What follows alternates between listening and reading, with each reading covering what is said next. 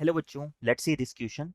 If a0, a1, a2 and so on an is an arithmetic progression of positive integers, then to evaluate c0 by a0 plus minus c1 by a1 plus minus c2 by a2 plus minus up to n plus 1 terms, we integrate both the sides of sigma r equal to 0 to n cr x to the power r equal to 1 plus x to the whole power n. After multiplying by x to the power r for an appropriate value of r.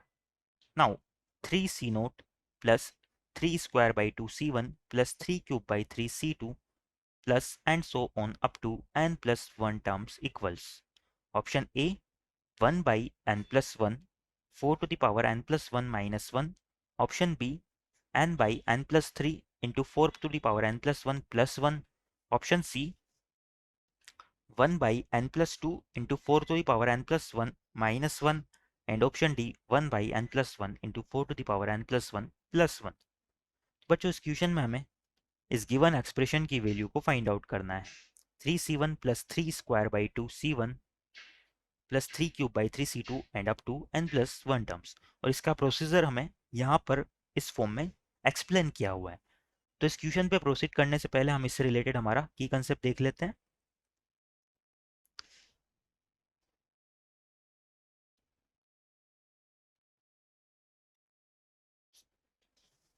तो बच्चों यहाँ पर हम की concept में सबसे पहले तो देखेंगे कि जो हमारा integration of x to the power n dx है ये किसके इक्वल होता है. तो ये हमारा इक्वल हो जाएगा x to the power n plus 1 upon n plus 1 plus arbitrary constant c आ जाएगा क्योंकि ये एक इंडेफिनेट इंटीग्रेशन है. यहाँ पर n के लिए हमारी कुछ कंडीशंस होती है कि n हमारा belongs to r minus minus 1 होता है. यानी कि n जो है रियल वैल्यू के सेट में से माइनस 1 को छोड़कर कोई भी वैल्यू ले सकता है. सिमिलरली अगर हम बात करें तो जो हमें एक्सप्लेन किया हुआ है कि sigma r equal to 0 to n C r x to the power r है, ये हमारा इक्वल है 1 प्लस एक्स की होल पावर n के. तो यहाँ पर ये हमें क्लियरली भी दिख रहा है क्योंकि जब हम यहाँ पर r की वैल्यू को 0 से n तक पुट करेंगे तो ये क्या बनेगा C note plus C one x plus C two x square. वो इस 1 प्लस एक्स की होल पावर n का बाइनोमियल एक्सपेंशन ही है. तो यहाँ से अगर हम इसे एक्सपेंड करते हुए लिखे तो क्या लिख सकते हैं 1 प्लस एक्स की होल पावर n जो है मेरा ये इक्वल हो जाएगा C note plus C one x plus C two x square and so on C n x to the power n. अब बच्चों यहाँ से जो क्वेश्चन में रिक्वायर्ड रिजल्ट है उसे फाइंड आउट करने के लिए हम क्या करते हैं इस इक्वेशन को हम इंटीग्रेट कर देते हैं दोनों साइड x के रेस्पेक्ट में. तो यहाँ से हम लिख सकते हैं integrating integrating with respect to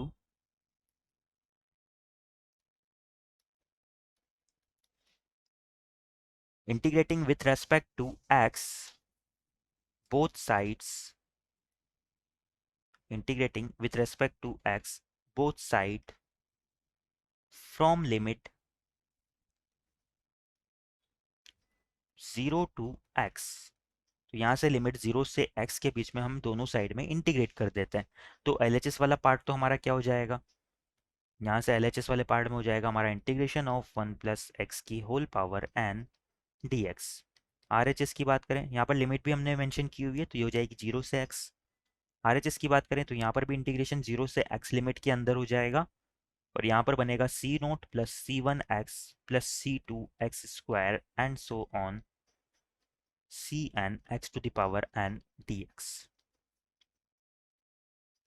now LHS वाले पार्ट को अगर हम इंटीग्रेट करें तो क्या होगा 1 प्लस एक्स की होल पावर n का इंटीग्रेशन हमारा हो जाएगा 1 प्लस एक्स की power n plus 1 upon n plus 1. और यहाँ पर लिमिट हमारी हो जाएगी x से लेकर 0 तक 0 से लेकर x तक. RHS की सिमिलरली बात करें तो यहाँ पर क्या हो जाएगा यहाँ पर भी सभी x की पावर n की फॉर्म में ही है जिसका इंटीग्रेशन हमने की कंसेप्ट में अभी अभी देखा था. तो इसलिए क्या हो जाएगा सी नोट एक्स प्लस इसका इंटीग्रेशन हो जाएगा सी वन एक्स का integration x square by two plus x square का क्या हो जाएगा C two x cube by three and so on. Last वाले टर्म की बात करें तो यहाँ पर आ जाएगा C n x to the power n plus one upon n plus one. यहाँ पर भी हमारी लिमिट हो जाएगी 0 से लेकर x तक। एलएचएस की बात करें तो यहाँ पर हम लिमिट को पुट करते हुए आगे सिंप्लीफाई करते हैं। तो जब हम x पुट करेंगे तो ये expression same as it is आ जाएगा। तो ये हो जाएगा 1 + x की whole power n + 1 upon n + 1।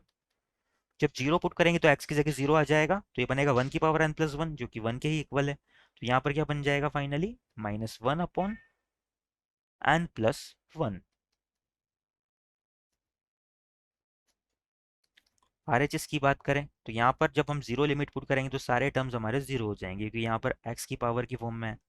तो यहाँ पर हमें सिर्फ x ही पुट करना है। जब x पुट करेंगे तो यही सेम एक्सप्रेशन हमें वापस से मिल जाएगा। तो ये हो जाएगा C note x plus C one x square by two plus C two x cube by three and so on C n x to the power n plus one upon n plus one.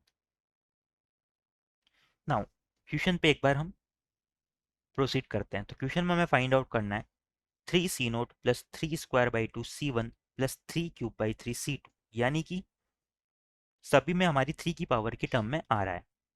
तो यहाँ पर हम क्या put कर सकते हैं बच्चों, इस एक्सप्रेशन में अगर हम ध्यान से देखें तो हम x की जगह अगर 3 पुट कर दें तो यहाँ पर हमारा बनेगा 3c0 plus 3² c1/2 plus 3³ c2/3 and so on 3 to the power n+1 cn/n+1, यानी कि टोटल n+1 टर्म हो जाएंगे। तो यहाँ से हम क्लियरली देख सकते हैं कि x इक्वल टू 3 रखने पे जो क्वेश्चन में हमसे पूछा गया है वो हमें मिल जाता है। तो यहाँ से हम क्या करेंगे, put x equal to 3 both sides. तो जब हम दोनों साइड में x की वैल्यू को 3 पुट करते हैं तो LHS तो हमारा क्या बन जाएगा, ये हो जाएगा, यहाँ पर n+1 एलसीएम आ जाएगा तो ये बन जाएगा 4 to the power n+1 -1 upon n+1। इसे हम लिख सकते हैं,